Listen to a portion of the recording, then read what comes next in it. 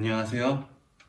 가정이 살아야 한국교회가 산다. 가정신앙생활 나눔 도우미 목사 민재원입니다.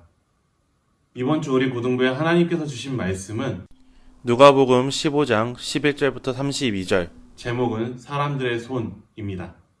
오늘 본문을 시작할 때 하나의 그림을 소개하려고 합니다. 바로 렘브란트라는 화가의 돌아온 탕자라는 그림입니다.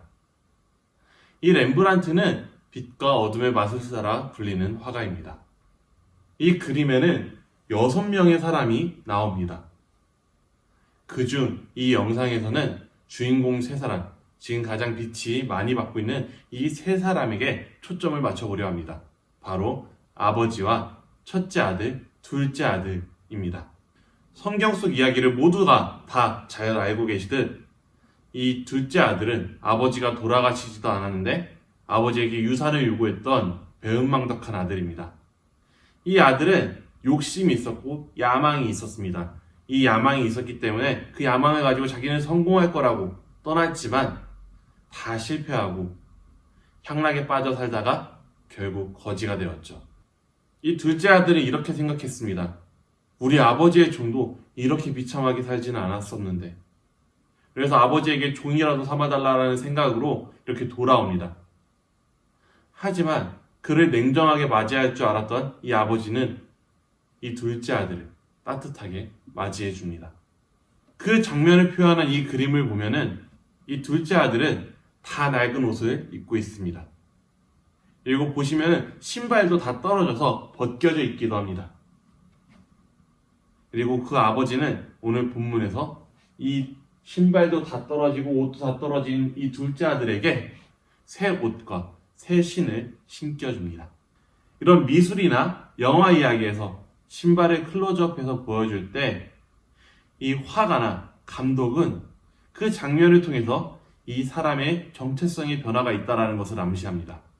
렘브란트는 이 장면을 통해서 이 사람이 비록 아버지에게 찾아올 때는 종의 정체성을 가지고 나왔지만 이 사람이 아버지를 만나서 아들의 정체성을 회복하는 것을 이야기하고 있습니다.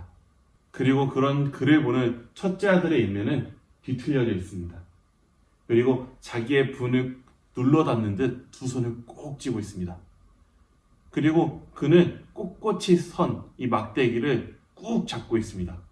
이 막대기는 그의 분노와 그의 자존심을 나타냅니다. 이 첫째 아들은 자기가 해온 것만큼 아버지에게 대우받지 못했고 오히려 아무것도 안 한 동생이 아버지에게 용납받는 게 너무나 견디기가 어려웠던 겁니다. 그리고 이 가운데 이 둘째 아들을 맞이하는 아버지가 있습니다. 이 아버지의 손을 보면은 오른손은 부드러운 여인의 손, 그리고 왼손은 거친 남성의 손으로 표현되고 있습니다. 이 장면은 두 가지로 해석되고 있습니다. 이렇게 거칠게 표현된 아들의 어깨를 꾹 누르고 있는 이 왼손에 대해서는 그 아들에 대한 징계의 손, 다시는 떠나지 말라고 강하게 표현하는 손, 이렇게 해석하는 사람도 있고 어떤 사람들은 이 왼손을 통해서 다시는 너를 놓지 않으리라는 강한 의지가 드러난 손이라고 이야기하는 사람도 있습니다. 그리고 왼손은 그 아들을 온전히 포용하는 따뜻한 손이라고 이야기합니다. 그러면은 우리의 손은 과연 어떤 손일까요? 둘째 아들처럼 절박하게 도움이 필요한 손입니까? 아니면은 자신이 온전히 대우받지 못한다는 그 분에 가득 찬 손입니까? 아니면 이 아버지처럼 모든 것을 포용하는 이 손입니까? 바라기는 우리 모두가 이렇게 간절하게 매달리는 손을 닮기 원합니다. 우리의 모든 고단함과 불만도 온전히 포용하는 그 강하지만 섬세한 손을 느끼고, 그리고 그 너머 우리가 그 아버지의 손마저 닮아가는 그런 인생들 되기를 간절히 원합니다. 자녀들과 이렇게 같이 대화 나눠봤으면 좋겠어요. 부모님께 혼날 거라고 생각했는데 오히려 위로와 사랑을 받았던 그런 사건이 있었을까요? 자녀들과 이렇게 기도해봤으면 좋겠습니다. 우리 가정이 하나님을 절박하게 붙드는 그 손을 닮기 원합니다. 우리 가정이 그 평생에 하나님의 사랑의 손을 닮아가려고 노력하는 가정이 되기를 원합니다. 도와주세요. 이렇게 자녀들과 함께 대화 나누시고 기도하신 부모님들께서는 아래 설명창에 나와 있는 그 응답카드 링크에 들어가셔서 어느 요일에 우리가 같이 대화도 나눴고 기도했습니다. 적어주시면 참 힘이 될 것 같습니다. 그리고 그 응답카드의 아래쪽에 자녀들을 위한 기도 제목을 적는 란이 있습니다. 그곳에 자녀들을 위한 기도 제목 정말 사소한 것이라도 적어주신다면 제가 먼저 읽고 자녀들을 위해서 기도할 것이고요.